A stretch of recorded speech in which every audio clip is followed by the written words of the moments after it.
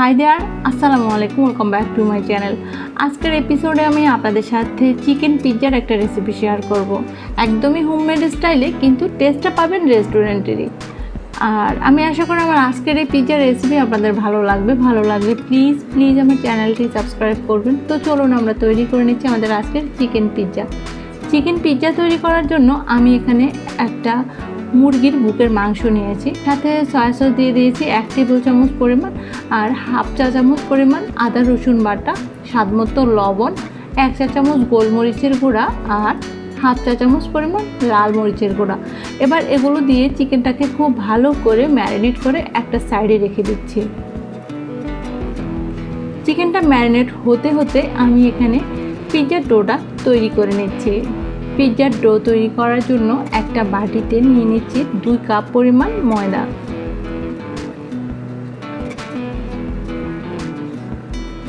এবার দিয়ে দিচ্ছি স্বাদমতো লবণ, 1 টেবিল চামচ পরিমাণ চিনি আর 1.5 টেবিল চামচ পরিমাণ দিয়ে দিচ্ছি ইস্ট। এবার এই শুকনো উপকরণগুলোকে আমি একসাথে খুব ভালো করে মিশিয়ে নিচ্ছি। শুকনো উপকরণগুলো মেশানো হয়ে গেলে এবার আমি দিয়ে দিচ্ছি 2 টেবিল চামচ পরিমাণ সয়াবিন তেল।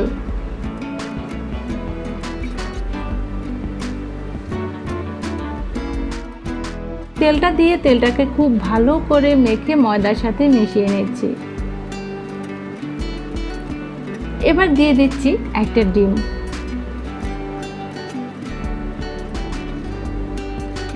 ডিমটাকেও একটু ময়দার সাথে মিশিয়ে নিয়ে এবার দিয়ে দিচ্ছি কুসুম গরম দুধ।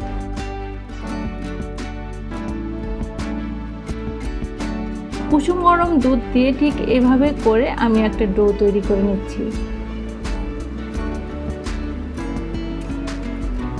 ডোটা তৈরি হয়ে গেলে ডোটাকে 3 থেকে 4 মিনিট খুব ভালো করে মথে নিয়ে তারপর ডোটাকে একটা বাটিতে রেখে দিব। ডোয়ের গায়ে কিছুটা তেল লাগিয়ে ডোটাকে একটা গরম জায়গায় ঢেকে রেখে দিব। এই ধরুন আমি চুলার নিচে রেখে দিব, আর চুলার নিচে রেখে দিলে ডোটা প্রায় 15 থেকে 20 মিনিটের মধ্যেই ফুলে দ্বিগুণ হয়ে যায়। তো আপনি চাইলে যে কোনো গরম জায়গায় ডোটা রেখে দিতে পারেন। এবার আমি ডোটা চুলার নিচে রেখে চুলার উপরে একটা প্যান বসিয়ে তাতে পরিমাণ মতো তেল দিয়েছি। তেলটা যখন কিছুটা গরম হয়ে গেছে তারপর এটাতে ম্যারিনেট করা চিকেনটা দিয়ে দিচ্ছি। চিকেনটা দিয়ে আমি 4-5 মিনিটের মতো সময় চিকেনটা ভেজে নেব। খুব বেশি সময় নিয়ে চিকেনটাকে ভেজে নিতে হবে না, 4-5 মিনিট সময় নিয়ে ভেজে নিলে চিকেনটা হয়ে যাবে, কারণ মুরগির বুকের মাংস হতে খুব একটা সময় লাগে না। আর চিকেনটা যেহেতু ম্যারিনেট করা ছিল খুব ছোট ছোট টুকরো, তাই খুব একটা সময় লাগবে না। চিকেনগুলো ভাজা হয়ে গেছে। এবার আমি পিৎজার যে ভেজিটেবলগুলো ব্যবহার করব সেগুলো কেটে নিচ্ছি। আমি এখানে নিয়েছি পেঁয়াজটাকে আমি খুবই পাতলা করে কেটে নিচ্ছি। পেঁয়াজটা কেটে নেওয়া হয়ে গেলে এবার পেঁয়াজের পাপড়িগুলো একটু আলাদা করে নিচ্ছি। তো ভিউয়ার্স, আমি এখানে মোট 3 ধরনের ক্যাপসিকাম, পেঁয়াজ, মটরশুঁটি আর ব্ল্যাক অলিভটা নিয়েছি। পিৎজার উপরে সবজিগুলো আপনি আপনার পছন্দ অনুযায়ী ব্যবহার করতে পারেন। বিশেষ করে যেই সবজিগুলো পানি ছেড়ে দেয় না সেগুলো ব্যবহার করলে পিৎজাটা একটু বেশি ভালো হয়। তো আমার সবজিগুলো কাটা হয়ে গেছে। এবার দেখুন আমি যে ডোটা তৈরি করে রেখেছি চুলার নিচে রাখায় ডোটা কতটা ফুলে উঠেছে। 15 থেকে 20 মিনিটের মধ্যে আমার ডোটা কিন্তু ফুলে গেছে। আমি ডোয়ের বাতাসটা বের করে দিয়ে এবার ডোটাকে 2 ভাগে ভাগ করে নিচ্ছি। তো আজকে আমি প্রথমে একটা পিৎজা বানাবো, সে অনুযায়ী ডোটাকে ভাগ করে নিয়ে একটা সাইড রেখে দিচ্ছি, আর বাকি এক ভাগ দিয়ে আমি ভালো করে মথে নিয়ে একটা রুটি তৈরি করে নিচ্ছি। তো পিৎজা বানানোর জন্য প্রথমে ঠিক রুটিটাকে এভাবে হাত দিয়ে একটু ময়দা লাগিয়ে ছড়িয়ে নিচ্ছি। একটু রুটি বানানোর বেলন দিয়ে ঠিক এভাবে বেলে নিচ্ছি। আমি একটা স্টিলের প্লেট নিয়ে তাতে প্রথমে রুটিটা নিয়ে নিচ্ছি। তো রুটিটা প্লেটের থেকে কিছুটা ছোট, তাই হাত দিয়ে এভাবে ছড়িয়ে প্লেটে সমান করে রুটিটাকে তৈরি করে নিচ্ছি।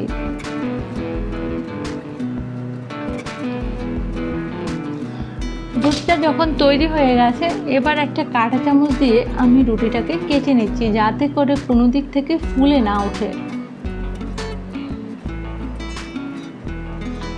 পুরো রুটিটা কেচে নেওয়ার পরে এবার আমি দিয়ে দিচ্ছি পিৎজা সস।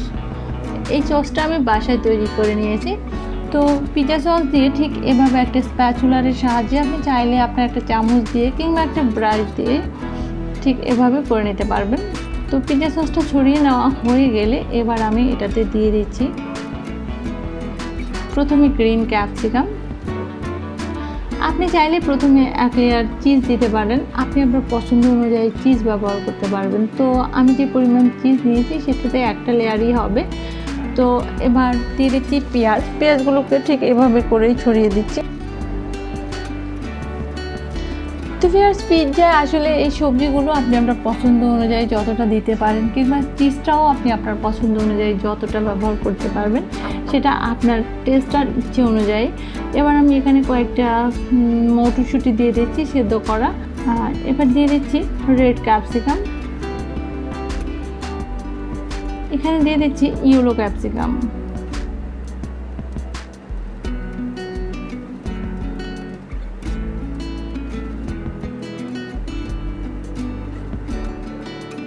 এবার যে চিকেনগুলো রেডি করে নিয়েছি সেই চিকেনগুলো দিয়ে দিচ্ছি।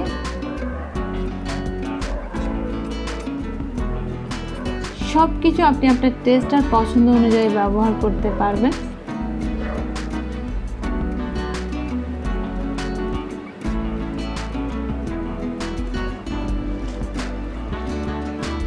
দিয়ে দিচ্ছি চিজ। তো ভিউয়ার্স, আমি আবারও বলছি, চিজটা কিন্তু আপনি আপনার পছন্দ আপনার টেস্ট অনুযায়ী দিতে পারেন। আপনার কাছে যতটা দিলে ভালো লাগবে সেই অনুযায়ী ব্যবহার করতে পারবেন।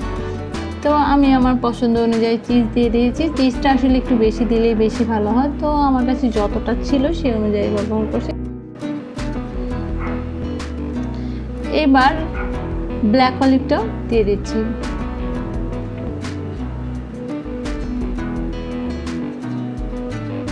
ব্ল্যাক অলিভ দিলে পিৎজাটা দেখতে একটু ভালো লাগে। আপনার কাছে যদি মাশরুম থাকে সেটাও ব্যবহার করতে পারবেন। তো ভিউয়ার্স, পিৎজার একটা গুরুত্বপূর্ণ আইটেম হচ্ছে অরিগানো। অরিগানো দিলে পিৎজায় রেস্টুরেন্টের স্মেলটা পাওয়া যায়। যদি আপনি রেস্টুরেন্টের টেস্টে পিৎজাটা খেতে চান তাহলে অবশ্যই অরিগানোটা ব্যবহার করবেন। অরিগানো না দিলে আপনি কিন্তু রেস্টুরেন্টের স্বাদ আর স্মেল কিছুই পাবেন না। অরিগানো যেমন গন্ধটা বাড়ায়, আমার কাছে মনে হয় টেস্টটাও একটু বাড়িয়ে দেয়। তো আমার পিৎজাটা সাজুগুজু করা হয়ে গেছে। এবার আমি পিৎজাটাকে চুলায় বসিয়ে দেব। আমি চুলায় একটা প্যান বসিয়ে কিছুটা গরম করে রেখেছি। এবার আমি আমার পিৎজা প্লেটটা এই প্যানের মুখে বসিয়ে দেব, কারণ আমার প্লেটটা প্যানের থেকে একটু বড়। এমনভাবে বসিয়ে দেব যাতে করে ভিতর থেকে কোনো বাতাস বাইরে না বের হয়, কোনো তাপ বাইরে না বের হয়, ভিতরেই যাতে তাপটা থেকে যায় সেই অনুযায়ী দিয়ে দিয়েছি। তারপর পিৎজার ডো থেকে একটু ডো নিয়ে এই ঢাকনার ফাঁকাটাও বন্ধ করে দিয়েছি।